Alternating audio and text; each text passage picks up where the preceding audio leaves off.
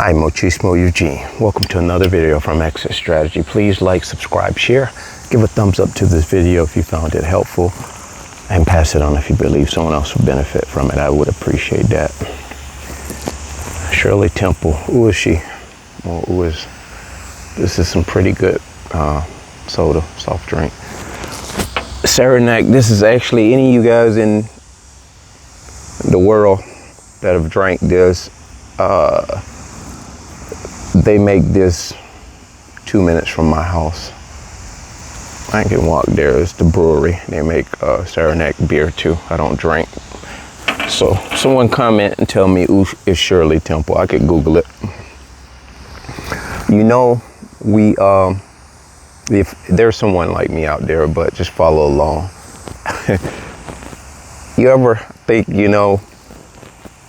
man, I would have been okay with any type of relationship in the world not working out, apart from a narcissistic personality disorder relationship. Some of us are hating and dreading and regretting and ruminating over and over and over again of how much we wish we had never laid eyes on the narcissist. Let's just be real, that's sometimes those thoughts come. Well, I'm here to tell you guys that when you're awakened, that's just the start of things. Then you have to go through a healing process, whereas these thoughts, such as I just mentioned, come and go. They come and they come and they go, they come. And you get to a point where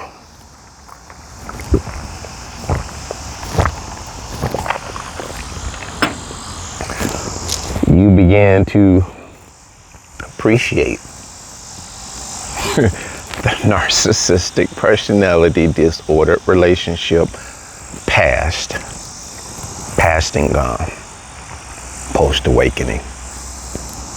That's when you know you're elevating, you're educating.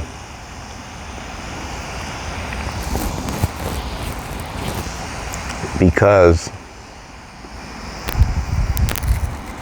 if we're being very, very honest, we, long before the narcissist, we were involved in an intimate relationship. Long before them, we had been deceived, done wrong, abused, used by a narcissist. Now, a lot of times we talk about the family unit. That's where it begins a lot of times. Then they take you on to church, where it's full of narcissists, these groupings. Then they gang up on your emotions, your empathy. And what they do is they go on to either dumb down your empathy and tell you you're too sensitive, you need to stop and toughen up. They dumb down your empathy, thereby what they're trying to do is make you hard as nails like they are. They want to make your heart cold. And so looking at it that way, if you really search your mind, and you don't have to really go out of your way to do this, if as you're elevating and vibrating and educating yourself in who these people are and how they move and who they are within, spiritually and physically, you will understand that long before that narcissist, you were already being prepped to accept the narcissist that finally tried to do you a dirty one and do you in. And so looking at it that way, you say, wow, I am delighted that finally that narcissist that I was involved with in that relationship was the nail in the coffin. That was the icing on the cake. I obviously needed that to wake my ass up to what I thought I knew about toxic people, bad relationships, and different things like that. And so we see the whole scope of things once we begin to enlighten ourselves through this education and in vibrating our chakras to a point where we're in tune with the Creator, we're in tune with nature, we're in tune with all things, notwithstanding superficial stuff. We become in tune with self from the inside out. And we begin to appreciate the things outside of us in a new way, in a different way. We're not breaking our neck to get to that show or that event. Although we delight in going to those things, because now we know we can go to these events with a real sense of not urgency, excitement, and enjoyment. Without being distracted, without doing too much, without trying to be a people pleaser, without trying to, do the cartwheels and backflips for everyone else, without being that crash dummy. We can go because that's something we want to do, with or without anyone's consent or approval. So anyone else that does content creating, this is just a sidebar. Has anyone ever did a video, then you find yourself walking in a store and someone says, "Hey, what's that thing that's lighting up on your shirt?" And I like to say it's my pacemaker. No, I don't say that. But I've done that several times, and I thought that was kind of comical, but that didn't happen recently. But I do, however, I'll be driving around, I'll do video, and then I go about my day, and I'm driving around like hours, and then all of a sudden I either reach down for my glasses, which I generally put here, if not behind my head, and I'll feel it, and it'll surprise you, like, what? So that's having a lot on your mind, but it's a good thing, to have your mind occupied with all things good. So anyone else has had that happen to them on a regular basis, let me know. So back to what we're talking about, you're delighted to do the things that you used to do when you were with the narcissist in a new way, because you don't really have to worry about trying to appease them, and you don't have to worry about them distracting you. They're big on that. They're very big on that. If they find something you enjoy, they're gonna do everything they damn well can to distract you.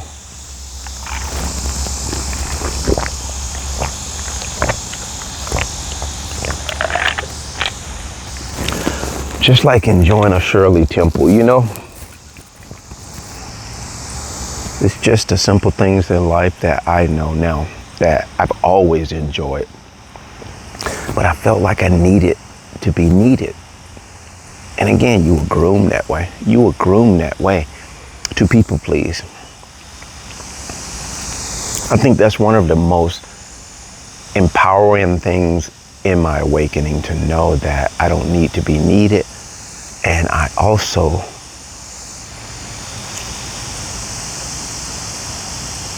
know that what a lot of people think they have to do, I don't need to do.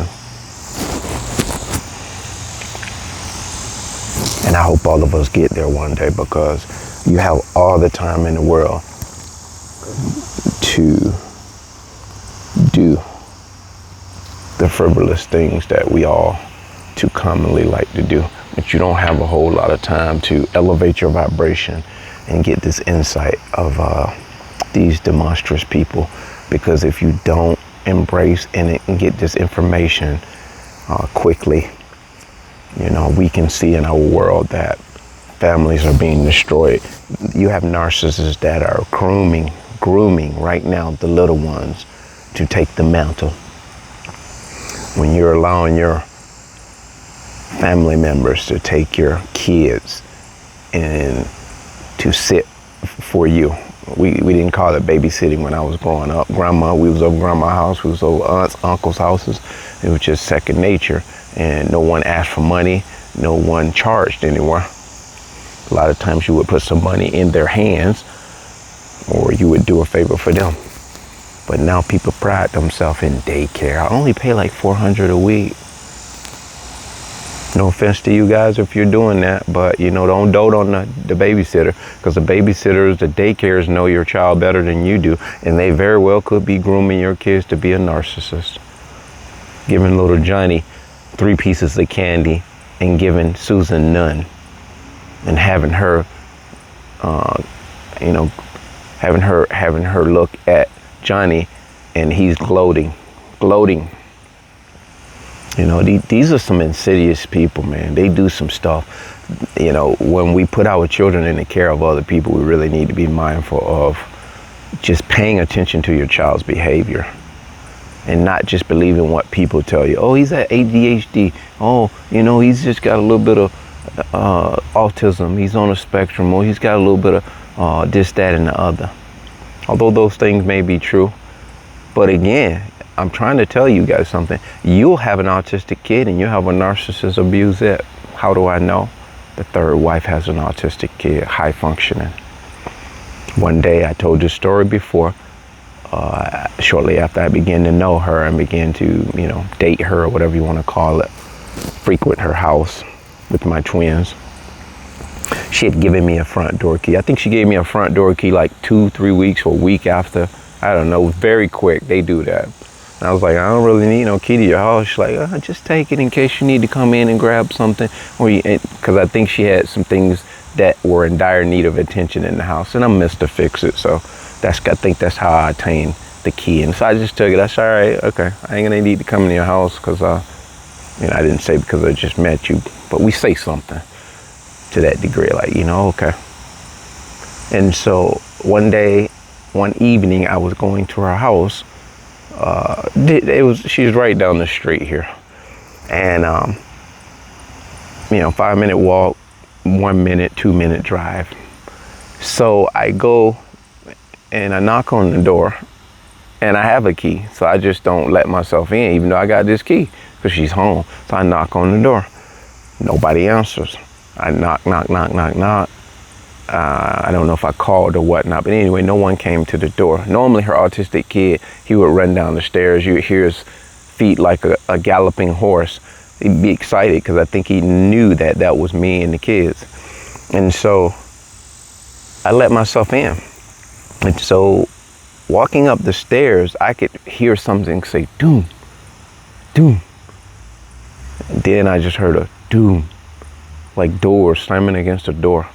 And so I walk up, you know, cautiously, because I got my children. So I walk up, I get to the top of the stairs. She lives upstairs, her mom lives downstairs.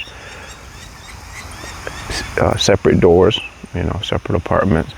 And so I go up the stairs and get to the top floor, and I walk in, and I don't say anything because, again, I'm proceeding with caution. I don't know what's going on up there. I never heard that kind of stuff. So I walk into the bedroom. She's got her robe on. He's got her in the corner up under here like that, almost like a bully. Somebody's jacking somebody up. And this kid was super strong. At that time, I think he was 14, 15 years old. Big kid, though. And I said, what is you doing, boy? Because he's a kid, got his mom in a chokehold like that. And I'm thinking he's autistic or da-da-da-da. Maybe he's having some episodes or whatever. I didn't really know a lot about autistic kids at that time. And autistic kids, as far as I know, are not violent. They don't have a propensity to be violent. They avoid it when it comes to that, I think. And so he right away released her, almost like he was in trouble, like he did something wrong. The light came on. And I said, what are you doing, man? He said, her, she. And he couldn't really tell me what. And this is exactly what you and I have experienced. Let's say if you and the narcissist got into a little bit of a spat, and it might have been some pushing or shoving or bumping or throwing some dishes, and the police come. There are times when the empath can't even explain to the police what has happened, because what happens is the narcissist has really did a number on confusing you with their gaslighting you. Because if you know the term gaslighting, when you go to light a grill, you put the charcoal fluid on there and you light that fire with that lighter or something, and you don't have an extension, and you try to use a cigarette lighter, and you poured a lot of fuel source on that fire, many times it'll send your hairs on your arm. So that's what that gaslighting seeks to do. It comes at you intensely, and it affects parts of your nervous system that you don't realize it's affecting, because you are in a harmonizing mode. You're actually just trying to have a very solvable conversation. You're trying to work towards solving a situation, but the narcissist in their head they're not even interested in that, but you don't know this. And so as you're talking and trying to express stuff to them, they will say something very snide in a calm, calculated way, and it causes you to react in a very angry way, yelling, screaming, saying obscenities, and this is exactly what they want to happen. So with that kid, I think she had either taunted him in some way, and he forcing him, trying to tell him to go do stuff, and he probably said, no, I'm not doing that. And so that's when the physical altercation ensued. But my point to that is, had I not had that key, I think that day he probably would have choked her to death. The narcissist does not know how to get off the gas pedal when they're gaslighting you. That is their Achilles. That is their plexico. Is that his name? That shot his own self in the club with the gun in his pocket. This is what they do. So I belabored that, but I just wanted to take my time and set that out on the table for you guys. Put the cards out there, because I know somebody right now. I don't want to leave no stones unturned. I want to tell you systematically how these people operate. And they don't understand what they're doing, to be honest with you. They do and they don't, and I'll tell you how.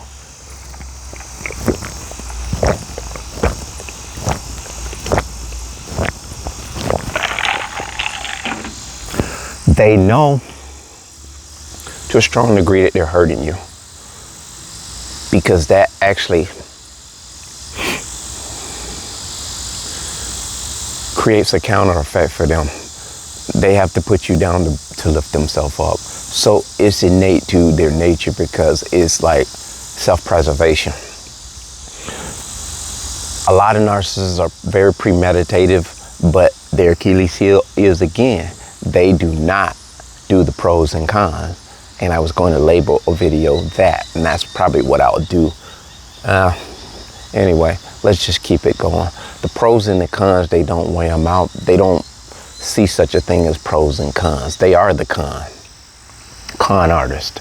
And so you and I, we sit back and we think about, if I do this, this will work. And then you catch yourself and say, think about that, man, that might, what if, they don't have these, because if they sat back and said, I'm gonna marry him and take the house and the car, have a kid by him, and then go off in the sunset, that's what I'm gonna do. Like a Wile E. Coyote, they don't anticipate certain factors. They don't factor certain things in. And so they go on and get married. Everything, most of the time, works out for them. That's why they keep going on this continuum. Do that same trick on the next victim. Because they don't care about you divorcing them. They don't care. They come in with the intentions to take everything you got, leave you for dead.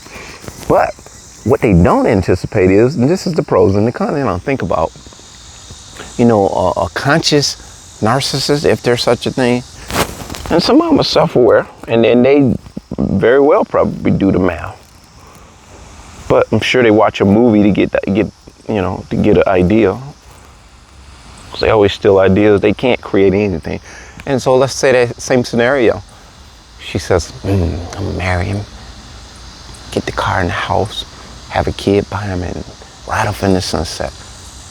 They never think, man, if I gaslight him enough, intensely enough, and cause him to go into a rage and ask for a divorce, he asked for a divorce, or not, I gaslight him enough, he could kill me, he could choke me, he could shoot me. He could do, or I could just aggravate the hell out of him and start, punching him below the belt. I don't know how this may end up bad. They never think like that. And in many cases, I believe, many cases, the empath has taken the life of the narcissist. I really do believe that.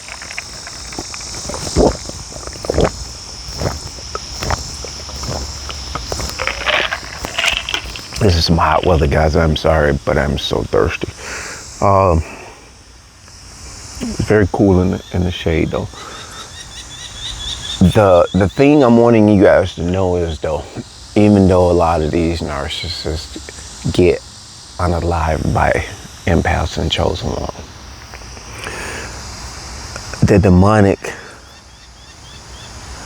entity still wins when that's the case, because it has done what it set out to do, to destroy the empath and the chosen one. So I strongly discourage anyone from trying to take that route. So I'm not here to encourage that. I'm never here to encourage hurting anyone. You're hurting the narcissist well enough with being armed with this information, with elevating, becoming a better you, ignoring the hell out of them, disregarding the smears that they're throwing out in the street about you, on and on and on. Do you. That's how you do the narcissist in. That being said, bless.